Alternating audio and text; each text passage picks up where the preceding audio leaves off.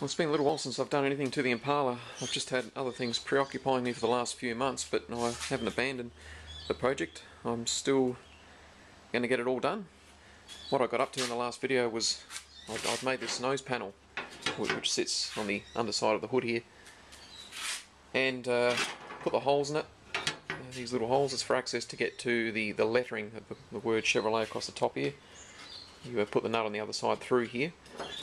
And I've made the skin. This is actually the part that goes right under the front of the hood here. I've got to bend it in shape, of course, but it sits across there. And once that nose panel's in position, then it gets spot welded to the nose panel as well. So that's where it's at. But what I have done in the meantime is I've been working on just building a very cheap and nasty sandblasting booth, which is this here. Just made out of scrap wood lying around. I've put all the framework in, that mesh down the bottom there, that's actually the trailer here. The trailer had steel mesh all the way around it, and I've closed it off. So I've got swinging doors on the sides and a roof over the top of it.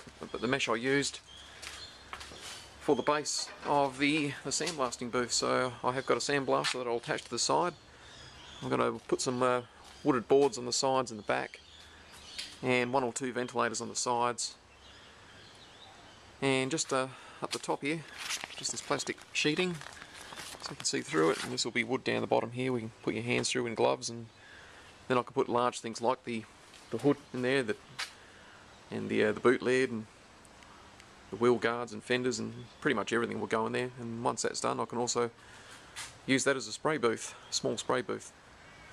And at the end of the whole process, I can just pull it all apart and throw it all away, or maybe we can keep the kids in it. Obviously the intention would be to put some larger things in there, like I said, like these wheel covers in here. You can see I've a bit of surface rust coming up on them already. They were stripped back when I first started stripping the car down with a sandblaster, but I just sprayed them in spray can cheap primer just because I knew I wasn't going to do anything with them for a while. But now I've got proper etch primer so that they can get done. Then I can do the whole front clip and put it all back together. So we're slowly getting there. There's still a lot of stuff to do on this car.